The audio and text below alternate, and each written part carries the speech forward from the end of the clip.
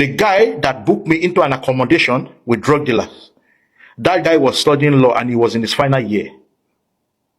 So he is associated with drug dealers and he is also studying to become a lawyer in South Africa.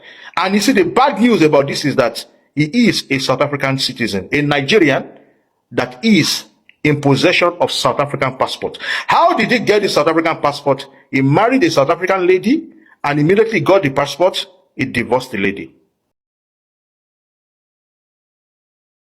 This morning I will be playing a very powerful video for you guys. And I want you to sit down, take your popcorns, and be eating while you enjoy this video. You see, I've been very vocal about the crimes that my brothers have been committing in South Africa, Nigerians in particular. And I've received a lot of insults, a lot of attack, a lot of threats, people saying I'm putting the life of other Nigerians in danger. There are good Nigerians in South Africa here. And I told you guys that I'm not going to use my platform to advertise Nigeria or any good Nigerians to you guys. I'll only advertise them to you by what? By their works. The Bible says that by their fruit we shall know them. I said that any good Nigerians that wants to prove themselves that they are different from other Nigerians must come out to join. I must see your work. And I have stumbled on one. Oh my word. Yesterday I was down throughout the evenings. I felt like giving up. I felt like just deactivating my page because of the things people write this and they make me to feel bad with what I'm doing. And I just told God, I said, Father, if you want me to continue doing this, give me something that will renew my strength. Give me something that will confirm that I'm on the right path. And somehow in the evening, this guy just popped into my life. I went into his page and I pulled out my story. I said, okay, I'm going to repost it back to South Africans for South Africans to judge if this one is also a good one. All those students that are saying they are good Nigerians, don't generalize all Nigerians. The guy that booked me into an accommodation with drug dealers, that guy was studying law and he was in his final year. So he is associated with drug dealers and he is also studying to become a lawyer in South Africa. And you see, the bad news about this is that he is a South African citizen, a Nigerian that is in possession of South African passport. How did he get the South African passport? He married a South African lady and immediately got the passport, he divorced the lady. Very sad, Abi? Exactly. And then you are now telling me that I should not generalize, there are good Nigerians. This guy, as we speak right now, is practicing law in South Africa,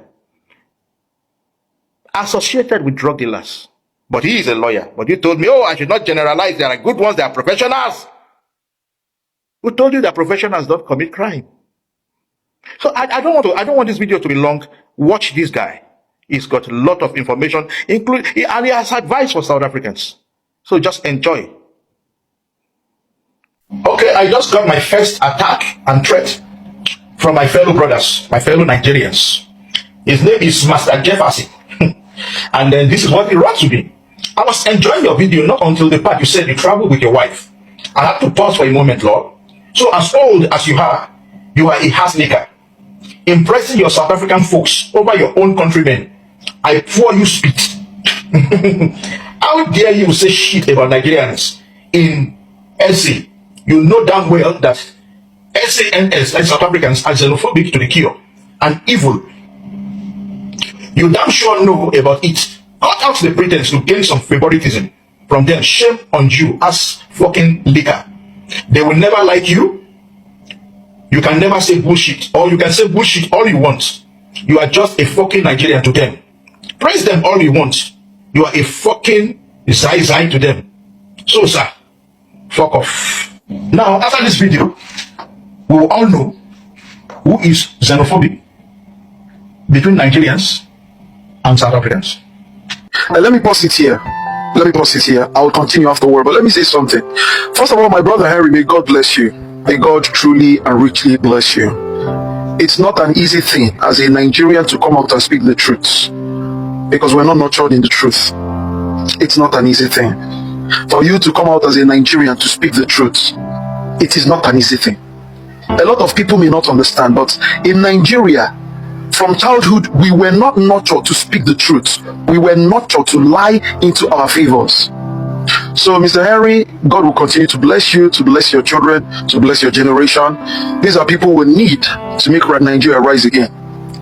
Then for Mr. Jefferson, of course, South Africans know my take on this. I think by now we've grown past the ideology of playing into the reverse psychology of those people that suffer from mental deformity. We've risen above that. There is nothing you people will come today and say that is new to us. We know those things are excuses to exonerate your criminality and your imbecility. You know, if you like, say he's an ass licker. If you like, you say he's a motherfucker. If you like, you say no matter what you do, South Africans will never love them. We are not doing this for South Africans to love us. We're not. I would rather that an animal, I would rather, see, let me tell you something. The worst thing that can ever happen to you in this life is to have Nigerians love you. If South Africans, if Ghanaians, if Botswana people reject me today, I'm okay, as long as I am not loved by Nigerians. I am not. So the Mr. Jefferson, let me tell you something that is very straight. You punk, you scoundrel. Let me tell you, just like Mr. Henry pointed out. In fact, I don't need to curse you because, like I always say, what do you need to curse someone that had already... You're just portraying the evidence of a cursed soul. You're portraying the evidence of a depressed and a frustrated person. You're portraying the evidence of a person that had a criminal-minded and very poor parenting. I don't blame you, I just blame your parents. Because they are the criminals that gave rise to this. They gave rise to a societal ruin, an irrelevant person. They gave rise to a global war, and you flee from them. You resist them and you feel, let me tell you people something. Nigerians, you people are not my brothers. My brothers are those who do right. My brothers are those who uphold rules. My brothers are those who have civil mentality. My brothers are those who have class. And by so saying, you people are not my brothers. You people, I don't judge brotherhood based on same nationality or based on same skin. I judge brotherhood based on mentality. It is the same Igbo that said it. Means he who thinks like I think. That is a person that I'll call my friend or relative. So tell me in any way how you people can confer yourselves to be my brother. God forbid. You said you pour spit on Mr. I pour spit on your generation. I pour spit on your generation. You're a curse to the world. It is all to the fact that you're cursed. It is all to the fact that you're cursed that you're exhibiting this delinquency. Mr. Henry actually tried to put or paint a picture. It's a picture he tried to paint with his story. Now, what does this prove? Someone sent this to me as a vindication of what I've always stated. Listen to me very clearly. If you're a South African, South Africans, listen to me. If you're a South African, I don't care what you think your profit is. I don't care what you think your profit is. If you mingle with a Nigerian, you're a deviant. Listen to me. When the consequences of your deviancy begins to happen to you, don't come to this page to tell me, hey, look at what happened. I've said this time without number. If you're a South African and you still attend a church by Nigerians, whereas myself, who is a Nigerian in Nigeria, cannot attend a single church because they are all Nigerian churches, and you're attending a church in South Africa by a Nigerian, there's something wrong with you. You have a problem. You're clearly a deviant. No, you are. You're obviously a deviant. You are what? Obviously a deviant. There is a seed of wickedness. There is a seed of evil. There is a seed of criminality rolling through you. I'm telling you the truth. Now, this video has a part 2. So after this, we're going to play Mr. Henry's story, because this is his story as a 2009 upward, right? His engagements, entanglements, and experience whilst in South Africa with Nigerians in South Africa. You just saw that. Now, these are pastors. These are pastors that own churches, who use being pastors to cover up the fact that they are drug traffickers. They are into drug trafficking.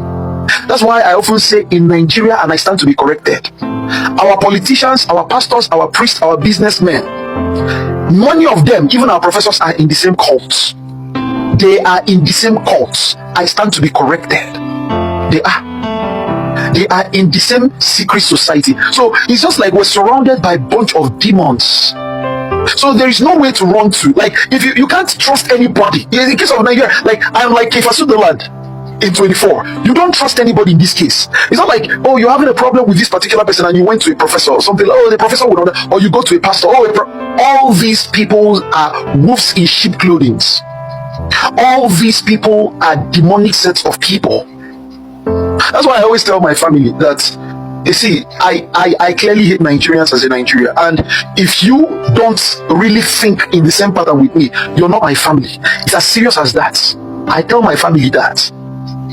Because it's very clear on the evidence that we bring out here every now and then. You are not my family if you have no hatred.